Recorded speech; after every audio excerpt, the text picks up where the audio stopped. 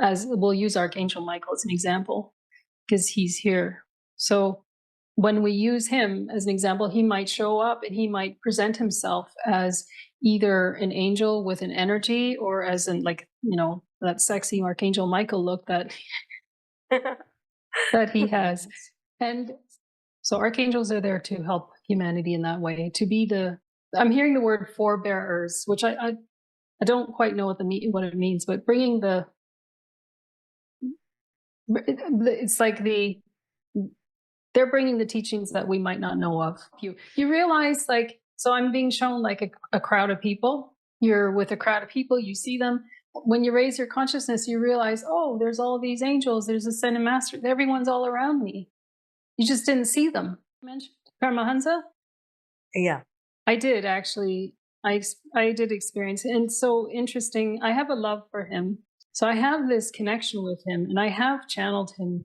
He's like a teacher, just wants to teach. He's got that energy of teaching, and to really, and it's almost like the vibration of his essence is to bring forth the power of the divine through you, so that you feel, it's kind of like you feel blown away by it. You get reminded of the divine. And she ended up uncovering some treasures, and she shared them with others. And so she was known as someone who was, she had I can't remember the word, but a certain smile, a smile of abundance, that kind of smile. And she had a kind heart, and she had a festive nature. So that's what I was told this week.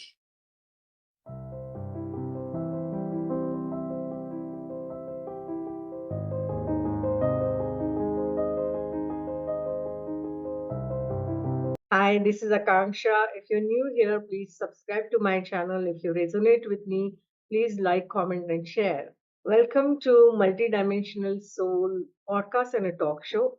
On this show, we talk about deep spiritual and mystical experiences of people which we normally shy away talking about. We are more than our physical body. We are spiritual beings on a human journey, and we discuss how a soul exists on multiple dimensions. We discuss science, technology, and spirituality point of views and perspectives on this show. Our purpose is to open our minds to limitless possibilities and our hearts to love and shine the light within bright. Our guest today is Genevieve Taeger. She is a best-selling author, channeler, and a soul purpose coach. She's based in Canada, and she worked in the corporate world for 30 years before she decided to follow her calling and live her life purpose. She channels powerful healing and wisdom teachings from the goddesses and the benevolent realm, the higher beings. Since she was 16 years old, she started receiving visitations, initiations, and divine guidance from ascended masters, angels, goddesses, and higher beings from the benevolent realm. She kept it a secret until her late 30s, when she shared teachings out of her home. Genevieve found her calling to awaken others to the power of their Holy Spirit and assist them with discovering and living their life purpose. She kept ignoring her calling until she had a breakdown when she turned 50 and dared to quit her job, sell her house, and take a stand for a million others worldwide to heal and awaken the goddess within.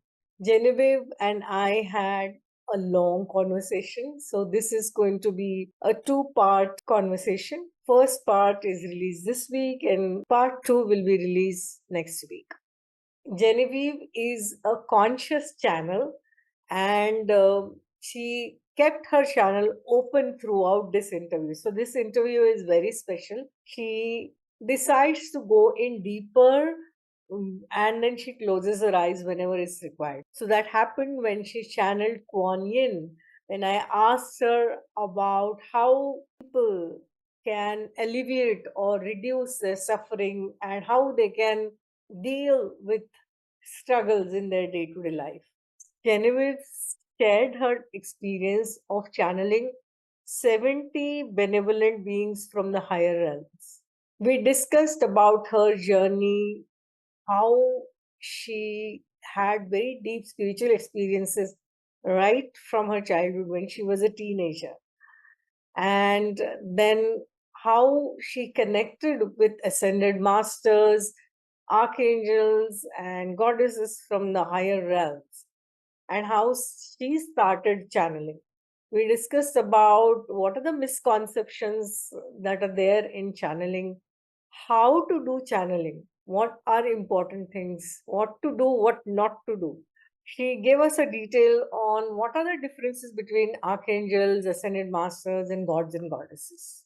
And she discussed about specific qualities associated with different higher beings who have different essence as such. We discussed specifically about Archangel Michael, Paramahansa Yogananda, Goddess Lakshmi. She even channeled Goddess Kuan Yin with her eyes closed.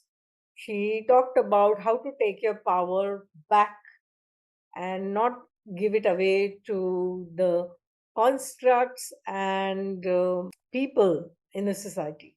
We discussed about the ascension that is happening, especially what has happened post COVID. Why is this thing happening? What are the predictions for 2025, 2026? And what is the guidance for humanity? We talked about the impact of AI and much more. A very enriching conversation, a long conversation. I just love talking to Genevieve, and I hope you love this conversation too. Thank you so much for giving so much love to this podcast and to all our guests and co creating this new earth along with us. Do like, comment, and share this knowledge so it is spread across. Thank you again. Lots of love. We have with us today Genevieve Taeger. A very warm welcome to you on Multidimensional Soul Talk Show and a podcast. It's an honor and pleasure to have you here. Thank you so much. It's an honor to be here. I understand you are a conscious channel.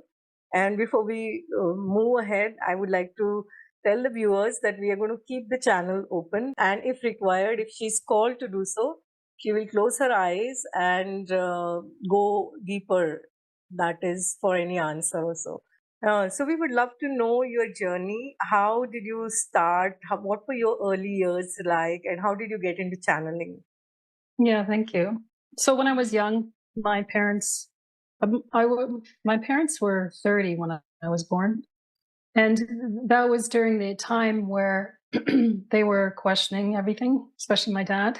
And he wanted to experience something more than just this. And so they ended up going and getting some teachings from different swamis and in Toronto, and go to satsang and experience what is it like to meditate, what is it like to experience the breath, and so forth. And so that's kind of what I was born into. And my parents always said, the answers are within. Go within and go into that part inside of you. And they even brought my brothers to learn all of this when they're little kids, learn how to do the meditation and so forth. They didn't do that with me. So I was kind of like a very quiet girl, and I wasn't bored. I was always just somehow connected, but it wasn't like I was communicating with anything, any other beings or anything like that. I just felt content. Let's just say that. And I felt like, I guess I've had a knowing inside of me. And as I grew older, I've mentioned on other podcasts is that what happened was Mother Mary came to visit me when I was 15 or 16. And so really having an understanding that didn't know who Mother Mary was. We were not from any religious background, but I just knew it was her, and her presence was very beautiful. So she was the first ascended master who came to me. And then when I was 18, there was some guide, like from another lifetime that I knew, in another lifetime who came to me in an actual whisper on the outside, and I could feel the warm breath on the outside of my ear. I've never had that in my life besides that moment. And he was trying to prevent me from getting my wallet stolen. So he told me, do not bring your wallet because someone's going to steal it.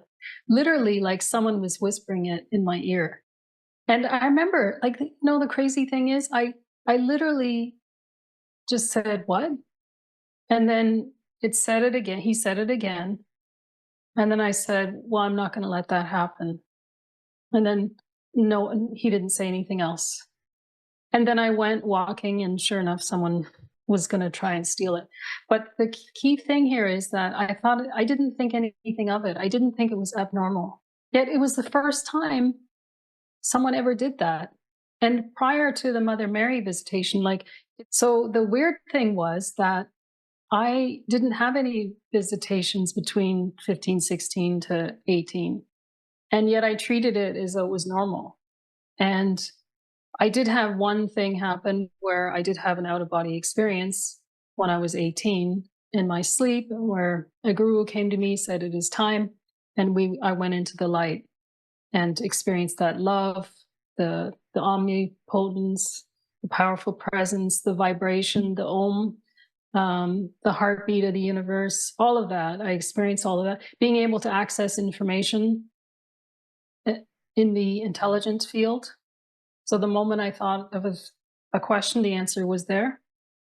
And real scientific stuff I was asking in the state of my soul. Because Genevieve wasn't present. It was my soul that was present experiencing this, which was pretty cool, because then I got to understand this consciousness that we are beyond the human form, that we still have this presence, but our presence is more in love, but our presence seems to be still curious and wanting to learn, which is fascinating. And then I came back, and I remember I didn't want to live anymore. Not that suicidal kind of thing. I was very happy, but it was like that feeling like, oh, life is better there. And I felt so sad to be here, which was interesting. So I never really shared that with people until not too long ago. I did share it when I taught Reiki to people, but other than that, I didn't really share it because, first of all, I don't want people to think I was weird. I was kind of, who is she to experience that, And then later on, so in my 20s, I was focused more on work, getting into the working world, doing my thing. And I think it was in my late 20s, probably, or early 30s, where I started having visitations of Goddess Isis, Kuan Yin, Mother Mary again. And these were in my sleep. And they would do these in like almost like an initiation, but like an initiation teaching. So I was to pass the test of what they were teaching to experience something. One of them was a veil. They had a veil, and there are these spirits or souls lined up one by one with this veil. And Mother Mary, I think it was Mother Mary, was on the other side, and she said, come through the veil. And the only way I could go, so I went through the veil, and the moment I had a thought that was not divine, I immediately got sucked back, in front of the veil.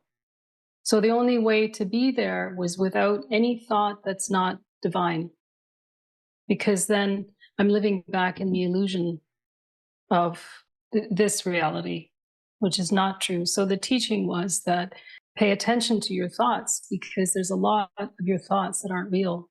And then I'm almost done now. So then the last phase was, then I started to, my brother had passed. He had died, and he came to visit me through a medium. I didn't expect to encounter him. I wasn't even thinking of him, because it had been some years since he had passed, I think. So anyway, he came, and he was doing this with his hands. and sharing that. And then she said that there are all these healing beings around me, and she had never witnessed that before. So many. And she had done thousands upon thousands. She was quite a popular medium. So that got me curious. And this led me into learning Reiki and then attending some monthly teaching that someone would do, and she would bring forth some Ascended Master teachings. And then next thing you knew, I got curious and I started reading. And then I thought, I'm going to try connecting. And I learned automatic writing. I just self-taught myself. And then from there, Kuan Yin was the first one that came through. Many people in the East, I think they say Kuan Yin. So she came through, and then Buddha and all kinds of, and it's gotten up to now over 70 benevolent beings, mainly ascended masters. So it's been a journey, and recently some Indian beings. Wow, you had like really deep experiences, and thank you for sharing that with us. I have got messages, I get downloads mainly from dreams and meditations, and I've got messages from Mahavatar Babaji, Paramahansa Yogananda ji. I was told that I'll be guided by him, and Goddess Tara, Ganesha. So yeah, I have been connecting with them, and I do get their messages. But you do channeling, and at 270 higher dimensional beings is like really fascinating. I would like to know, when you are connecting with these 70 beings, I mean, there are different ascended masters, archangels, gods, and goddesses. So, what difference do you feel when you connect with them? As I understand that the essence is different, but these are from different realms and different dimensions. So, what can you talk about? Where do they come from? And what are their qualities that we can actually embody or look up to? Yeah, so there's a lot of, that question involves quite a big answer. They are multidimensional, like you said. They do come, they operate under different dimensions. So to be able to connect to them, we need to raise our own frequency. And because also, when you're connecting with archangels, as an example, they're a very, very high frequency, very high. And so you want to feel very grounded when you do. Otherwise, you're going to get lightheaded and all this kind of stuff. When you do connect to them, there's a difference too, is that some people could connect to thought forms rather than the actual beings, and thinking that they're connecting to them. So the best way, from my experience, especially when you first start out, is to ask who will want to come to you, because then when they present themselves, they present themselves in an aura. So you learn to experience the aura. Some people will see it, some people will feel it, some people might get some visual in their head of something else related to it. When they come, they show themselves, and it's kind of like they almost merge with your aura. And when they do, what happens is you start to recognize, what quality of energy is this aura? What is it specifically wanting to teach? And when you get used to what that quality is, it could be like Saint Germain is about joy, or Buddha about connecting to the stillness within, about peace, about experiencing that stillness, and so forth. So the qualities you experience in this energy, and that's how you start to learn the difference between them, because the frequency is different. Angels, what I found is angels tends to feel like a light breeze, a light breeze of wind. If you were to do this to your face, then that's kind of what it feels like. And their energy is very light. It's not heavy. Whereas ascended masters, sometimes you can feel like this powerful energy coming in, and it's not this light. It can be a strong presence with ascended masters. With angels, I don't feel that as much. I feel more like a light And it's usually the crown chakra. And then just this gentleness around me. So I think that their ultimate goal in how they want to help is they want to help us to return back to the divine. And they are here to teach us with different aspects that we go through in life. And like Mary Magdalene, she really wants to awaken us to the passion and the love, and really experiencing the passionate heart, the experiencing the passion of our spirit, the purest form of us. And Jesus is about connecting with love, uniting with the Holy Spirit. Goddess Athena is about being the action taker, about not letting yourself get pushed over by someone else, standing for your rights. I'm sure she would be great for helping politicians to really move forward with what they want. So they're like these qualities of energy. The perfect quality of energy, for instance, of Athena is really learning how to stand strong and really fight for something that you really believe in, and be the action taker. Don't be like, she's kind of harsh, like, don't be a wuss, don't be a wimp kind of thing. Get yourself together, get it straight, stop your excuses, let's go. So she's like that. So if you want to really develop that quality inside of yourself, that's the energy to work with, and she can help you. So Kuan Yin is about compassion, having compassionate understanding for others and so forth. And when you can have that, then you can see the beauty in others, despite how they're presenting themselves to us. So basically, they all are helping us to be the purest form of what we can be as in a human form, where we are breaking free from all the illusions. And really, it's a long way to go, but that's what they're here to help us with. Yeah, beautiful. You mentioned archangels, gods and goddesses, and ascended masters and their separate energies. What I understand is all of these are actually benevolent light beings. But what is the difference between them as such? Okay, so an archangel is the messenger of God.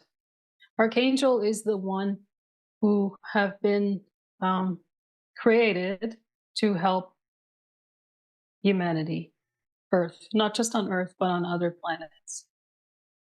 So archangels are there to help humanity in that way, to be I'm hearing the word forebearers, which I don't quite know what it means, but bringing it's like they're bringing the teachings that we might not know of. And the ascended masters are those who did live on Earth or other planets, and have united with that holy consciousness. And they know where home is, and they don't stray from it. They're able to, it's kind of like what they're showing me is that if we can be the embodiment of pure consciousness here on Earth, then we can be the ascended masters living on Earth, because the ultimate desire is to be able to be that while in a human form.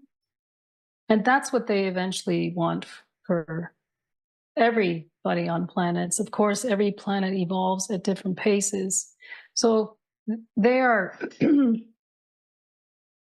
they are here to help us with specific things that humans go through, really. And goddesses and gods. So what I've discovered is that many don't know the actual history of some of these goddesses and gods. Some of them actually did live on Earth before. And because there's no history of it, people don't know it. And what they've then done instead is created some belief that they're just some made up deity. But the truth is that many of them did live before on Earth. And so I'm just discovering that myself. And I haven't like openly said it to the public yet, but like Lakshmi, yesterday or this week, I was channeling in my oracle card. I'm creating these and I was channeling, okay, when you do the about section, I thought, I can't say she's a goddess. She's some made up thing. She's not. I feel her as a human, once human. And even the painter had painted her in a human aura, exactly the way I see her. So I got this information of where she's from. And she said the name of the city she was born in India. And I didn't even know if that was India. And I thought, I'm just going to trust. And she explained what she lived a poor life. But then she was courageous enough to leave the village and believe in that she could create an abundant life. And she landed in a fortress and she ended up uncovering some treasures, and she shared them with others. And so she was known as someone who was,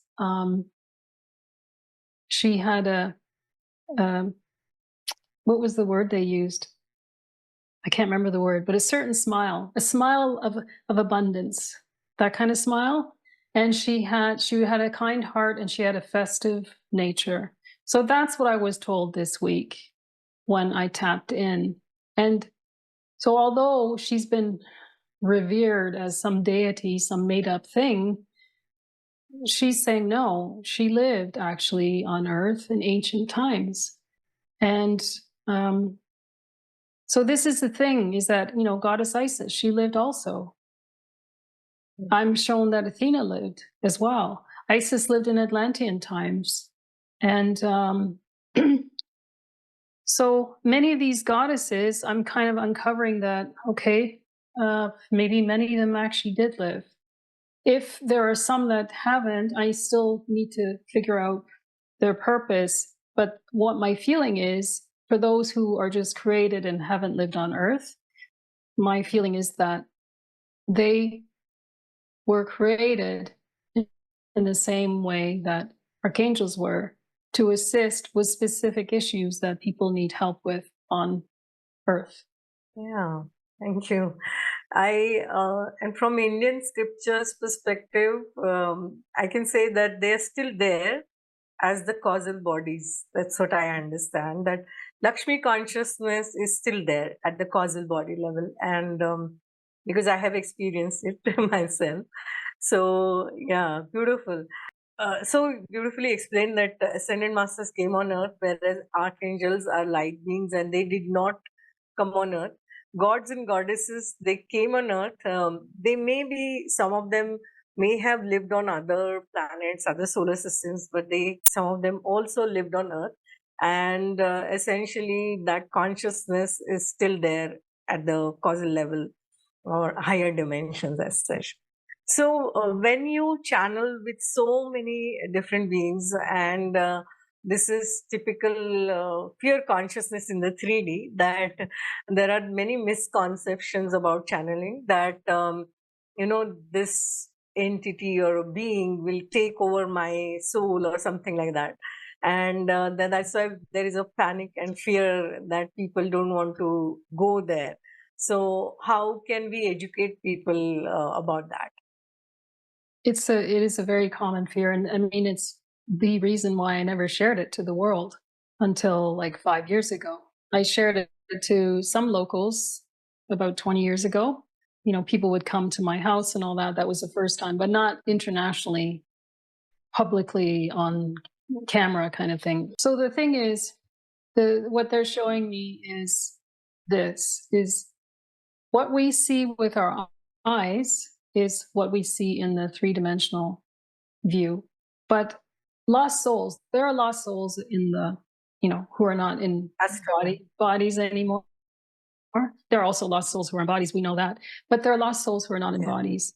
And those lost souls are of a particular vibrational field. And that vibrational field, you can only see typically in the vibrational field that you're at and lower, but not in the vibrational field above you. unless you raise your own vibration. That's the only way to see above you. Now, the trick here is to understand that when you can ascend yourself here and experience that consciousness in that field, then the lost souls cannot see you. It's impossible to be able to see you.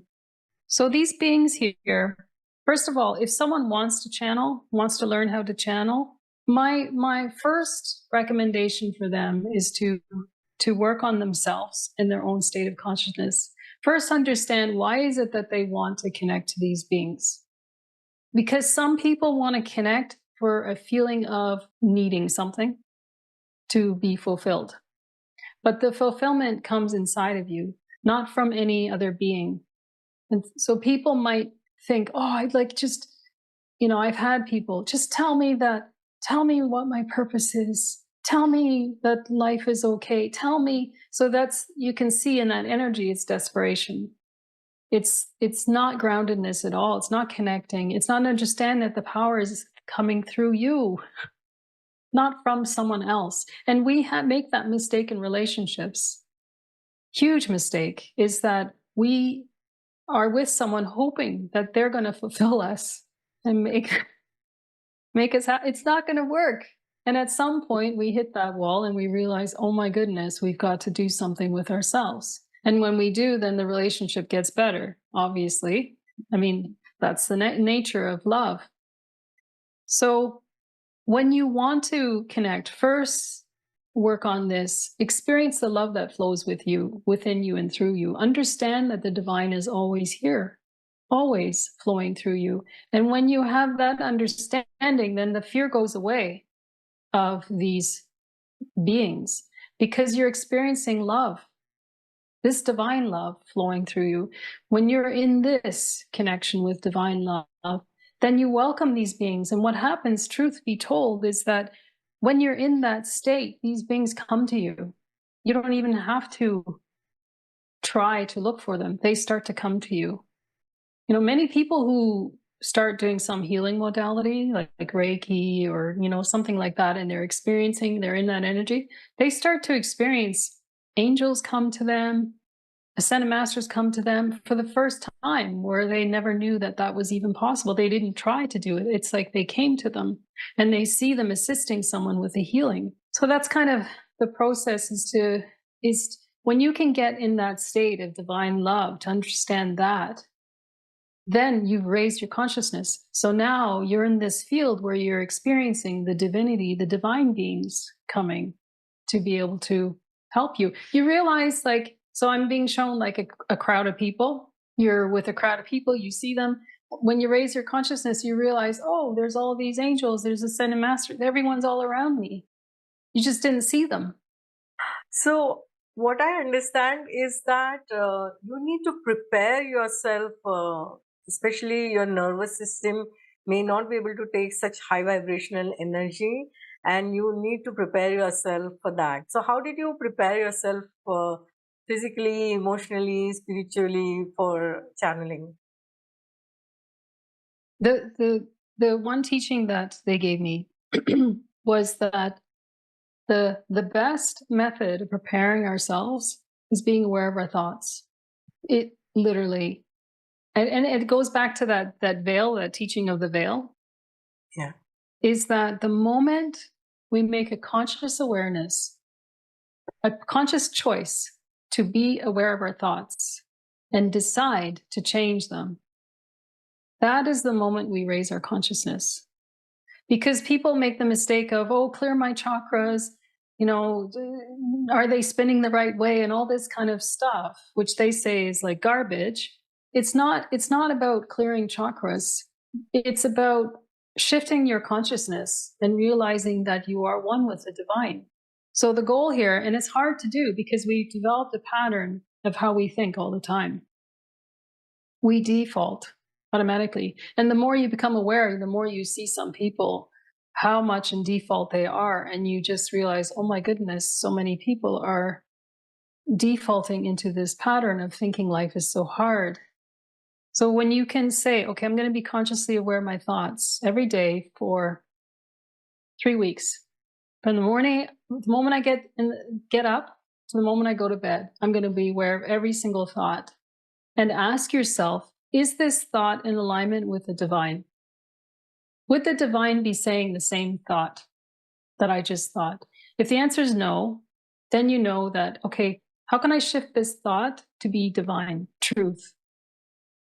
And when you do, what happens is you start to repattern yourself to automatically think divine thoughts, divine truth. You see challenges as opportunities instead of struggles. You realize, oh, okay, so I guess the divine is trying to tell me something here. So that's the key thing to be able to shift your consciousness. It's the most powerful way to shift it, because if you go get your energy cleared, as an example, you're going to destroy it right away the next day with all your thoughts again. Yeah. It's such a simple practice, but it requires a lot of practice, really. Apart from the awareness that you mentioned, did you have to prepare anything in terms of, like, when you have to channel and now it has become a routine for you and you are so aware that you are consciously channeling even now? But till the time, like, if somebody wants to, I would say, get into channeling, and they want to learn it, then how does one go about learning that process as such? Yes. Okay. So the first step is the one that I mentioned, which is the most important step. The second step, now that you're in tune, you know that the divine is flowing through you, your thoughts are pure, like fairly pure. And then the next step is to ask a question. So take a piece of paper or your computer or whatever, and ask some questions. Write them down, an answer that you want to, but don't be vague with your question. Don't say something like, how is my life going to look like? Or what's my purpose? Or something like that. Don't ask very general statements, because you have to understand the way this consciousness responds. The consciousness responds the way it sees your spirit, not you as a human. So if you were to say, like, what will my life look like? Then the answer would become as, you're a divine creature of the light, here to, just create this greatness in the world. And this is who you are. And we are so grateful for your love and your generosity and all. And meanwhile, you might be thinking, what? I'm not generous. I don't feel this way. Because they're saying how they really see you, not how you see yourself. And the reason why I'm saying don't ask those questions is because you can't prove to yourself that that was actually real. If you can get specific with the questions, because over time you want to prove to yourself that you're channeling. Otherwise, you're going to feel like you're making it up, because many times you're going to think, were those my thoughts? Or were they divine? Were they thoughts from Archangel Michael, as an example? So ask something specific, like, what 3 steps can I do to bring forth more people to my email list? Something like that, something very specific. Or over the next quarter of my business, what avenues should I be focusing on next? Because you may be thinking that, oh, you should be focusing on something else with your business. It seems to make sense. And then what happens is you'll be shown something different than what your thoughts were. That's proof. And the proof is when you surrender and actually do what you're being guided to do. Surrender that these beings or the divine knows how to give you this end result that you want, to bring glory into the world or whatever, something like that. Then you follow through with that, and then you will witness miracles happening. So that's one thing. Ask specific questions. Another thing is, you want to know, how do you recognize these beings? You think about all the senses. It's not like when someone comes to you, when a first being comes to you, it's not like they say, "Hello, my name is Archangel Michael. How do you do? I would like to communicate with you." It's not like that. What they do is they just come, and what happens is you either feel something, or you might suddenly see a color, or just see something in your mind. But the way I describe the way I see things, it's like, if someone walks by like this and I'm looking like this, and I see, it's almost like I have to imagine what I'm seeing of this person that walks by. That's how I see. So you got to get used to seeing like that. Some people, I've actually found that people who have had um, trauma in their families, where they're told they're no good and all this kind of stuff, they tend to be not feeling at all. Like they just don't know, but they can see, they can get visuals. Like when they're meditating, they're the ones that tell, "Oh, the meditation, I had this happen and this happened and this and then this next thing," and it's like this story that happens. So those people might see much more, more than I do, as an example, when a being might come. As we'll use Archangel Michael as an example, because he's here. So when we use him as an example, he might show up and he might present himself as either an angel with an energy, or as in, like, that sexy Archangel Michael look that that he has.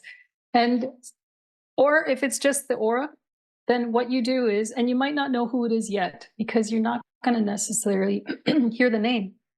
So have patience there, because it could take 20 minutes for you to receive that name, and to understand who it is. Because what you need to do is, what's happening is, it's like calibration is happening with your energy field. And so your energy field is slowly raising with him being there. And the more it does, then what happens is you start to experience him more. And then you start to tap into the field of knowledge. So what you do is you pay attention to the field of knowledge, and then you connect to the divine mind, and you ask, who are you? What is your name? And then pay attention to the field of energy of what this name is. And then you may get it. You might not get it during that sitting, but you might get it suddenly pop up in your head like a day later, or 2 days later, or sometimes a week later, usually earlier. But that's kind of the process. But the key thing here is to focus on, when a being first comes, ask, okay, what is it that I'm seeing? So then you think, you remember what you're seeing, then pay attention to what you're feeling. What does this being want to assist with? What is their quality of energy? What do they help humanity with? And then they will present to you a feeling. For those who can't feel, they may present like an image of them doing something that represents that feeling. And then tap into the field of knowing. And from the field of knowing, you can communicate with this being. And so the key thing here is to activate the divine mind. And to do that, you must go into the heart center, the sacred heart area. You go into that portal, and you activate that. And then you place your attention on the divine mind, which is your soul star chakra, 30 centimeters above your head. And when you're in that state, you're always there, and you ask who is here to communicate with you. You ask the questions, and you receive the answers, not here, not in your ears. You receive the answers through the thoughts popping up in your head. So the key thing here is to always keep your consciousness in the divine mind, but make sure you ground by connecting to the Earth Star chakra, 30 centimeters below your feet. It's really important, because when you're in this field for just a short period of time, could be 10 minutes, you might feel like dizzy. You can feel quite lightheaded. Let's just say that. And you don't want to feel lightheaded every time you do it, because over time you will feel the effects of it. And then this is how you communicate, is connecting to the divine mind, and always and then paying attention to the thoughts that are in your head. But do not connect in the field of the mind. So it's kind of it takes time to discover this and to practice it. Does that help? Oh, yeah, definitely. Yes. So the important chakras are heart, higher heart, open the portal, go to the soul star, bring the divinity within, and at the same time, ground yourself with the root chakra and the earth star chakra, both of them, so that you don't feel dizzy. So beautiful. Thank you. Thank you for sharing that. You have mentioned that sometime back, you mentioned that you've been guided and you channel Indian gurus. So I'm curious to know if you channeled Paramahansa Yogananda ji, and what were your experiences with him? Who was it you mentioned? Paramahansa? Yeah. I did actually. I did experience it. And so interesting. I have a love for him because he was one of the, in my 20s, I came across his book. But most people don't talk about this book, Divine Romance. It's a beautiful book. It's of his teachings that he did. And that book actually has his last teaching when he knew he was going to die. And he had a gathering and he said, okay, it is time. I'm going to go now. And he left his body in front of everyone and died. Well, pretty amazing. So that book, I was blown away by experiencing it. And I feel like he's a bit of a kindred spirit. So I have that connection. Even my face, I notice the facial features. There's a similarity in the facial features too. So I have this connection with him, and I have channeled him once, but I've never thought of channeling him before.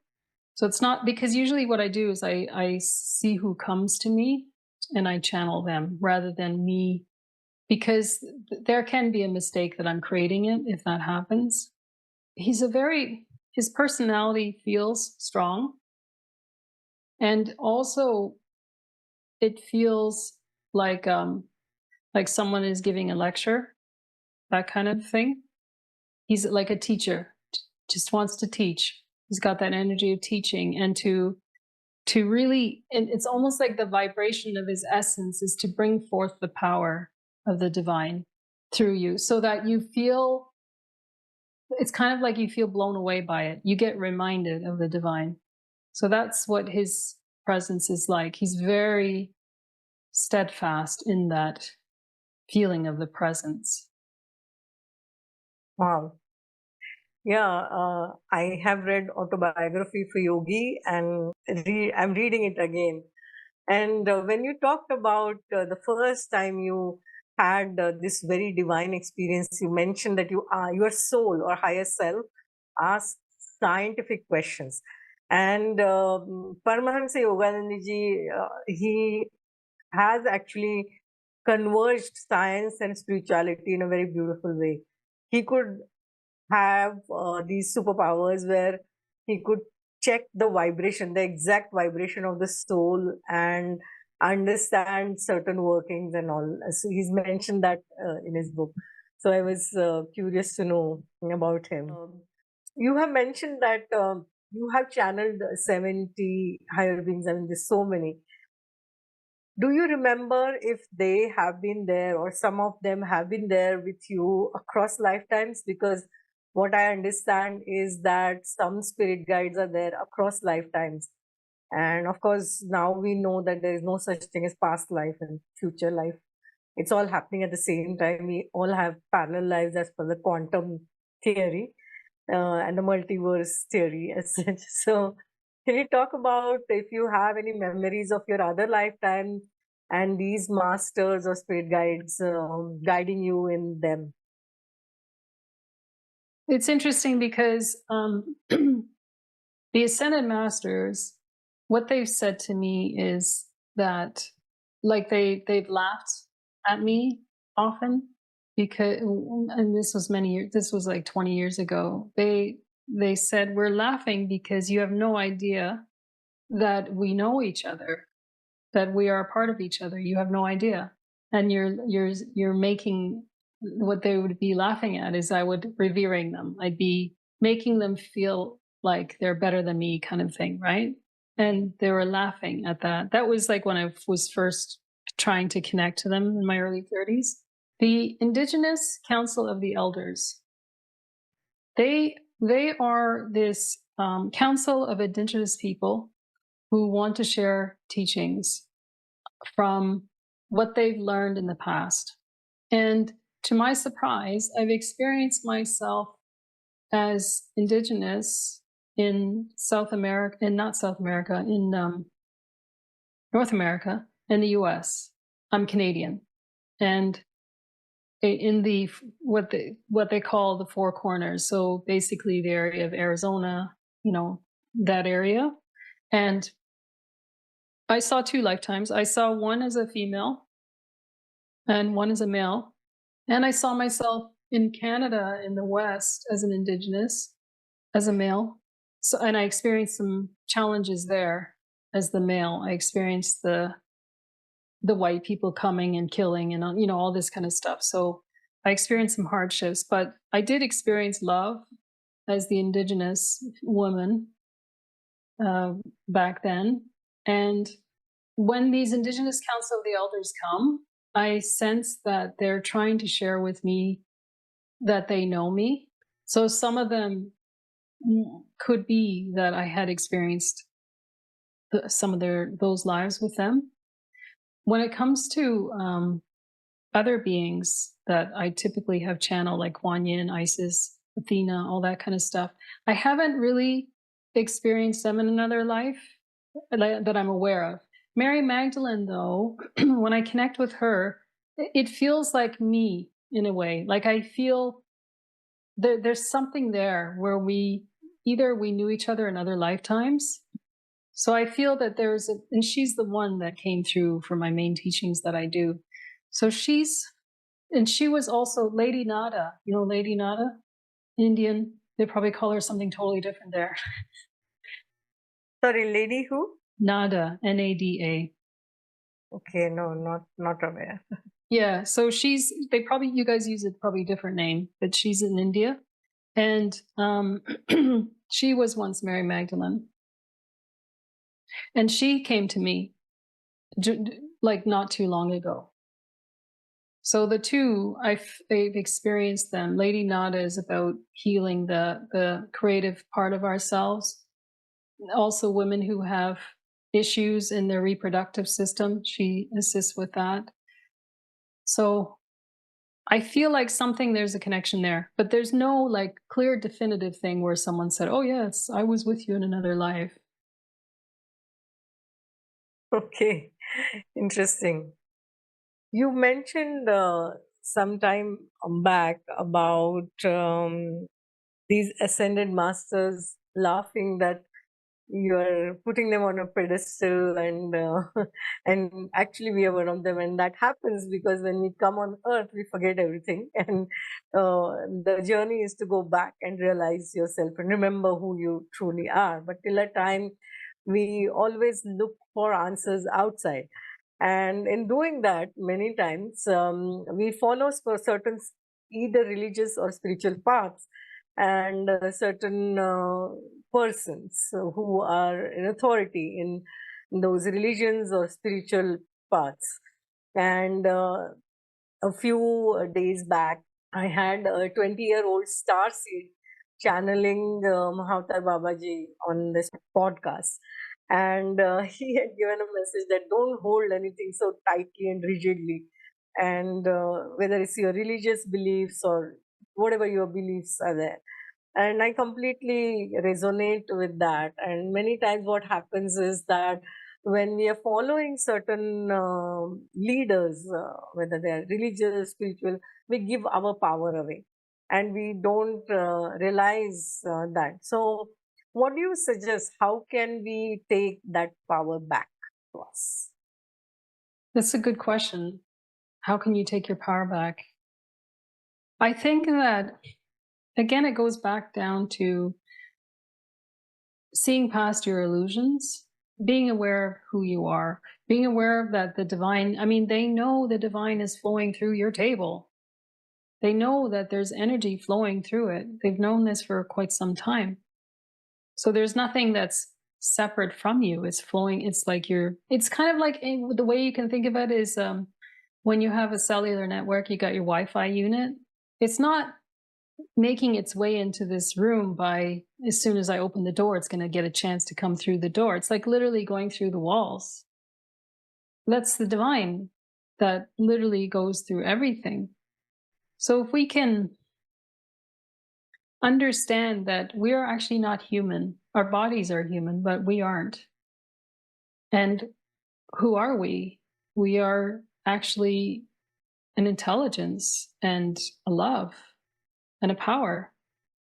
So the goal here is to tap into that part of yourself, that love, that intelligence, that power, to envision it, to feel it coming through you. And the key thing here is opening your heart to feel, because so many people are afraid of opening their heart. They've like put every barrier they could possible to close it, but they're causing themselves harm, because that's the place where, so I heard the word, they just said to me, that's the sacred chalice. It's the sacred chalice, your heart. That's the chalice of the divine. And if you can, and they're not talking about the physical heart, the energy center there. So when you can go there and experience that again, then you will remember who you are. And then you don't need to try and do something. You just are this something instead. Yeah. Yeah, so true. Thank you for watching and listening in wherever you are in the world. As Ramdas says, that we all are just walking each other home. So thank you for co-creating the new earth along with me and our guests. And if you resonate with me, do subscribe to my channel and do let us know how you find our episodes. Thank you so much. Lots of love.